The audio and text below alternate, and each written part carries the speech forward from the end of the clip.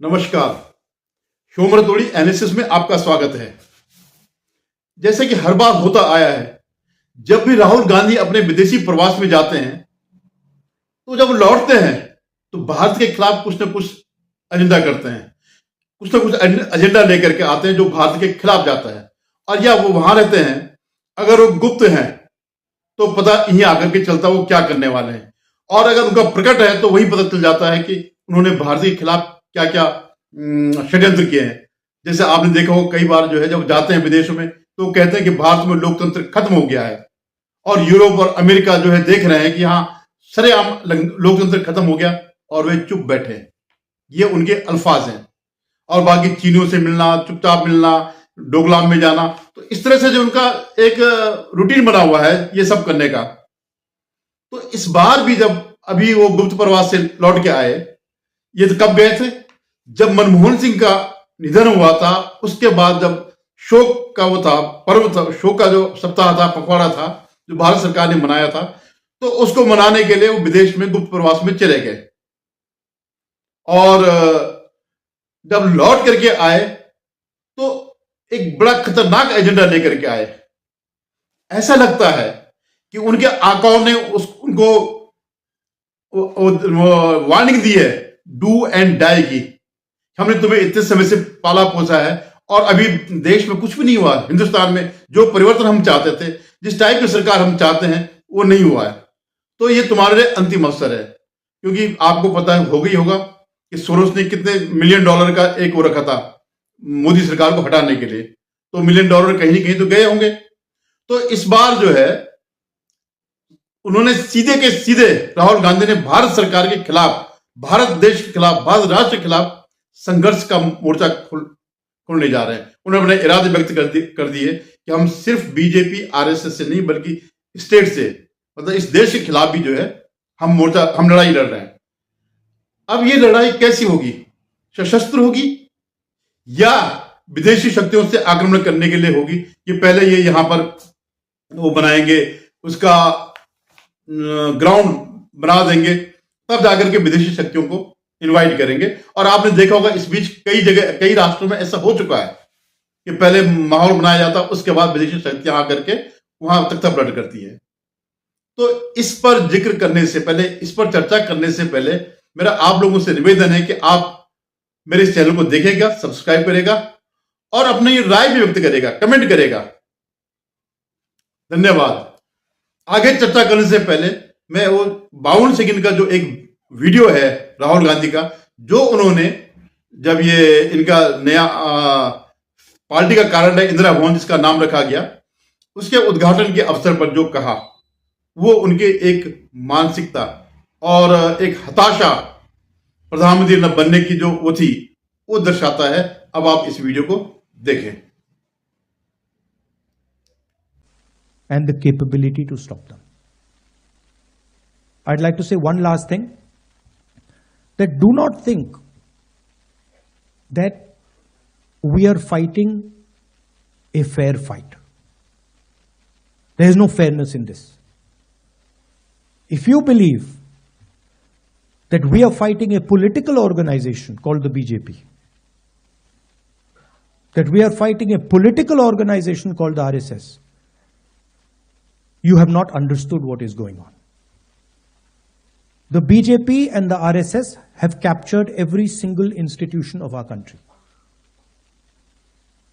We are now fighting the BJP, the RSS, and the Indian state itself.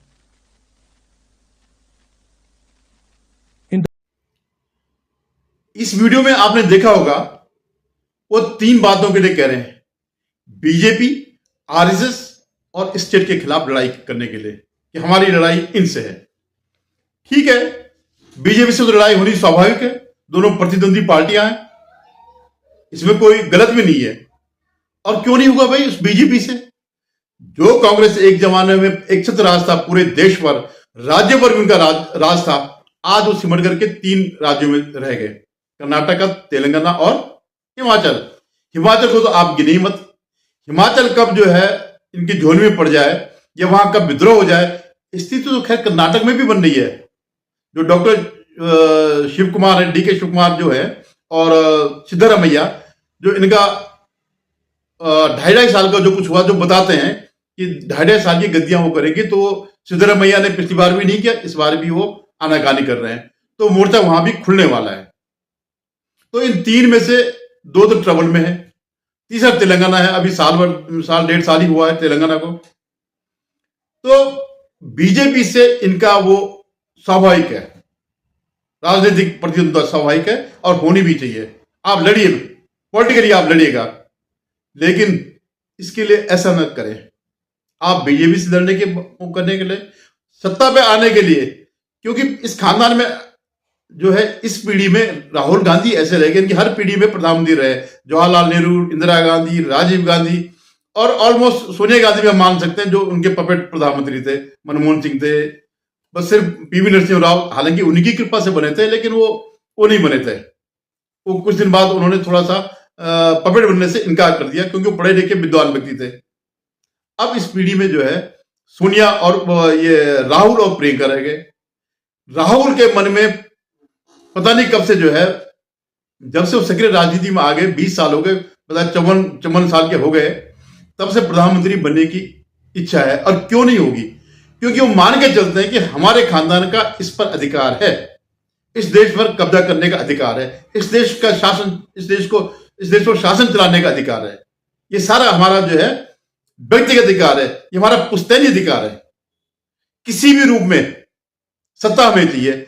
जैसे जवाहरलाल नेहरू ने पटेल जी को जो है धक्के मार करके किया था, ऐसे इंदिरा गांधी भी एक से एक, उस जमाने में कई बड़े बड़े लोग थे, मोरारजी देसाई थे, और भी कई बड़े बड़े नेता थे, वाई चौहान थे, जगजीवन राम थे, उन सबको किनारे करके वो खुद बनी। राजीव गांधी के टाइम पे जो है प्रणब मुखर्जी थे, या और भी बड़े नेता थे। शरद पवार तो इसी बहाने नाराज होकर के चले गए, तो वो भी बने, वो भी जो है, तो वो सत्ता इनको चाहिए। अब राहुल गांधी तब से परेशान चल रहे हैं। वो नहीं कहते जल बिना मछली तरह तड़फ रहे हैं। पहले तो उनको लगा मजाक, चलो यार ठीक है, हो गया, 5 साल 2014 में हार गए, 19 में तो हम जीतेंगे, और माहौल उन्होंने पूरा बनाया था। तो बीजेपी से ये लड़ाई है, ये लड़ाई सही है। हालांकि वो राहुल गांधी जिस स्तर पर उतरे इस लड़ाई को लड़ने के लिए, उसकी कल्पना नहीं की जा सकती है। आपको याद होगा 2019 के चुनाव से पहले क्या कहते हो, चौकीदार ही चोर है, अडानी और अंबानी, इसी को लेकर के इन्होंने पूरा वो किया। और 2024 से पहले क्या किया, हिंडनबर्ग अडानी पे हो गया, अडानी के बहाने मोदी पर। तो ये इनका जो है हिंडनबर्ग का आपको पता चल गया होगा, उसने दुकान बंद कर दी है, और जो उनके वो थे वो जूता मार के चले गया। और एक बात और क्या कही उन्होंने कि साहब पूरे उस पे जो है इनका कब्जा हो गया। अरे भाई, सत्ता जनता ने सत्ता दी है, तो क्यों कब्जा नहीं होगा? अब मैं आता हूं आरएसएस पे। आरएसएस पर इनका हमेशा का वो रहा, प्रहार करते रहते हैं। आरएसएस में के साथ इनके वैचारिक मतभेद हैं, ये स्पष्ट है। क्योंकि राहुल गांधी का जो परिवार है, वो इस देश में भारत के विभाजन के बाद भी इस्लामिक राष्ट्र चाहता है। आपको याद होगा जो ये वक्फ बोर्ड का बिल है, और इसके अलावा कई चीजें ऐसी थी जो इस्लामिक राष्ट्र की तरफ जिनके बीज बोए गए, तो आज बहुत बड़े हो गए, बड़े बड़े वृक्ष बन गए हैं। कोई भी नहीं कह सकता कि जिस जमीन पर हम रह रहे हैं यह वक्फ की जमीन नहीं है। तो और इसके जस्ट विपरीत जो आरएसएस है, एक राष्ट्रवादी संगठन है, वो पूरे देश की एकता चाहता है। हालांकि उस पर हिंदू संगठन के नाम लगता है कि हिंदू संगठन है, लेकिन वो राष्ट्र का संगठन है। इवन जो मुस्लिम जो गालियां देते हैं इनको, जो है आरएसएस के खिलाफ रहते हैं, उनको भी वो अपने फोल्ड में लाना चाह रहे हैं। उन्होंने कहा ठीक है, तुम पूजा पद्धति तुम्हारी कुछ भी है, लेकिन तुम इस राष्ट्र के हो तो हिंदू हो या हिंदुस्तान के हो, ये कहने का मतलब ये है। तो वो चाहते हैं कि पूरा राष्ट्र एक हो, और ये चाहते हैं कि राष्ट्र के अंदर राष्ट्र हो जाए। और जैसे 1947 में विभाजन हुआ था, इस बार ये विभाजन नहीं चाहते, ये चाहते हैं सीधे सीधे ये देश इस्लामिक बन जाए। और जो जो फैसिलिटी देनी है इन्होंने सब कुछ दी, चाहे पर्सनल बिल हो जो इनका वो है, और भी हर किस्म की, इवन तो अगर इनका बस चलता तो शरिया लागू कर देते, और कई जगह इन्होंने किया भी है। अब जैसे आरक्षण में ही है, धर्म का कहीं वो नहीं है, लेकिन ये बैकडोर एंट्री करके जो है आरक्षण मुसलमानों को देना चाहता है। और आज की डेट में इनके पास एकमात्र वोट बैंक जो पक्का है 100% है, वो मुस्लिम वोट बैंक रह गया। तो वो यही चाहेंगे कि जो है, जो इनकी विचारधारा यहां पर डिफरेंट है, ये डिफरेंस है दोनों के बीच। ये राष्ट्रवादी है और ये प्रत्यक्षतावादी है। देश में इस्लामिक चाहते हैं, ये देश में हिंदुस्तानी भारत का राज चाहते हैं। तो इनके देखिए आरएसएस इस बार बहुत ज्यादा क्यों पीड़ा हुई, क्योंकि 2024 में इन लोगों ने जो कुप्रचार किया और इनकी पूरी टीम ने जो रवीश हो गया, ध्रुव राठी हो गया, पुण्य प्रश्न वाजपेयी हो गया, दीपक शर्मा हो गया, आशुतोष हो गया, एक अभिषार शर्मा है जो ये जिनपिंग के जो एजेंट है जो होते हैं, इन लोगों ने इतना कुप्रचार किया कि सचमुच वो बीजेपी जिसने बहुत आगे जाना था वो 303 से घट करके 240 पे आ गए, 63 सीटें कम हो गई। लेकिन उसके बाद जो पलटवार हुआ, जो जम्मू कश्मीर में, राजस्थान में और महाराष्ट्र में, उसके पीछे आरएसएस था। आरएसएस ने जो पूरा जोर लगा दिया और इनको मटिया मेट कर दिया। तो उसके बाय प्रोडक्ट जिसे कहते हैं, ये सिर्फ हारे नहीं, आप आगे देखिए, ये सिर्फ हारे नहीं बल्कि ये अपने ही जो अलायंस है, इंडिया अलायंस, उसमें भी दरकिनार कर दिया। अब सब इनको धुतकार रहा, सब इनको धक्के मार रहा। आपने देखा दिल्ली में क्या हो गया, सारे इंडिया अलायंस की सारी पार्टी जो है केजरीवाल के उसमें आ गई है, फेवर में, सब पे सब, और कह रहे नहीं नहीं कांग्रेस को नहीं लड़ना चाहिए। तो ऐसे ही अगर हर क्षेत्रीय हर जगह अगर कांग्रेस को धुतकारा जाए तो जो क्षेत्रीय दल है वो क्या करेंगे। तो उन्होंने अपनी रणनीति तय कर ली कि कांग्रेस को अपने उसमें नहीं सत्ता देनी है, सत्ता में जो है भागीदारी नहीं करनी या अलायंस नहीं करना जिस राज्य में हम लोग बहुमत है। तो उनका तो कहना यह है कि तुम उनके सामने हो, बीजेपी के सामने, सिर्फ वहीं लड़ो। तो ये जो है आरएसएस से इनका ये दुश्मनी है। चलो हम मान लिया, आपने कर दिया। अब स्टेट की बात करें, अब आप पूरे राष्ट्र के खिलाफ हो गए। अब राष्ट्र का मतलब जो है जितने भी संवैधानिक संस्थाएं हैं उन सब के खिलाफ। तो आप सशस्त्र संघर्ष करना चाहते हैं, वो पॉसिबल नहीं है। ये मोदी और शाह के टाइम पर हमारा देश इतना मजबूत हो चुका है कि ये जैसे पिद्दी और वो जो है, आप क्या कर सकते हैं, आप इतना कर सकते हैं कि जैसे आपने दिल्ली में दंगा कराया था, या जो अभी बहराइच में कराया था, संभल में कराया था, ऐसे दंगे जरूर करवा सकते हैं। लेकिन ये बहुत बड़ी बातें नहीं है। आप ये सोचिए, ये वो सरकार है, अगर हम लोग भूल जाते हैं 2014 से पहले पूरे देश में north to south, east to west, हर जगह बम फूटते थे। हर महीने, हर 15-20 दिन में कहीं ना कहीं जो है बम विस्फोट होता था, बसों में लोग मारे जाते थे। उसके बाद से आज तक इन्होंने ऐसी वो लगाई कि पूरा का पूरा ये सब सिस्टम रुक गया। इवन जो इंसर्जेंसी थी या जो नक्सली आंदोलन थे, उन पर भी बहुत बड़ा कंट्रोल है। छुटपुट तो हो ही रहा है, और इसमें जो है वो इसमें जो है बहुत कुछ हाथ जो है जुडिशरी का भी है। अब ये कह रहे हैं कि स्टेट में सब सारी संस्थाएं, अब मैं आपको सुप्रीम कोर्ट की बात करता हूं। सुप्रीम कोर्ट में कौन है, कॉलेजियम में कौन जज है? वही जज जो कांग्रेस के जमाने से निकले। पिताजी उनके थे, बेटा जी, या बेटे जी के बाद बेटे जी आएंगे। ये सिस्टम कॉलेजियम उनका है। अदरवाइज आप ये सोचिए, जिस आदमी को हाई कोर्ट तक, लोअर कोर्ट से लेकर हाई कोर्ट तक 2 साल की सजा हुई, वो अभी तक उस पर स्टे हो रखा है। सोच सकते हैं आप कितने साल हो गए? 1.5 साल से ऊपर हो गया, कोई सुनवाई नहीं। तो भाई कोर्ट तो तुम्हारा ही है, और ये वही कोर्ट है जिसने जो है इलेक्टोरल बॉन्ड पर वो लगाया आपकी अपील पर। आप ये सोचिए, अगर इलेक्टोरल बॉन्ड नहीं चलेगा तो चुनाव कैसे चलेंगे? काली अर्थव्यवस्था पर, काले धन पर चलेगा, जो शुरू हो गया है। तो सुप्रीम कोर्ट ने क्या किया? आपको खुश करने के लिए ये सब कुछ किया। और बार बार सुप्रीम कोर्ट, क्योंकि वो सिस्टम आपका ही है, बार बार जो है वो इस सरकार के खिलाफ जाता है। इवन आप ये देखिएगा कि केजरीवाल के लिए उन्होंने एक स्पेशल वो किया कि भाई जेल में रहते हुए भी उसको जमानत दे दी चुनाव लड़ने के लिए। कि वो जो मैंने बार बार मैं कहता हूं कि क्या है कि bell is right and jail is exception. तो ये औरों के लिए क्यों नहीं, आम कैदियों के लिए क्यों नहीं है? तो ये सिस्टम तो तुम्हारा ही है। और मैं इमरजेंसी की बात भी नहीं करता हूं, इमरजेंसी में तुमने क्या संविधान का किया और क्या देश का तहस नहस किया था। इवन मैं इस राज की, सोनिया के टाइम की बात कर रहा हूं। नवीन चावला को, उसको भी इन्होंने चुनाव वो बनाया, आयुक्त बनाया। एमएस गिल को सिर्फ चुनाव आयुक्त नहीं बनाया, बल्कि बाद में जब उसके बाद उनको अपना मंत्री, राज्यसभा भेजा और मंत्री बना दिया। तो आप क्या सोचते हैं, फेयर होंगे ये?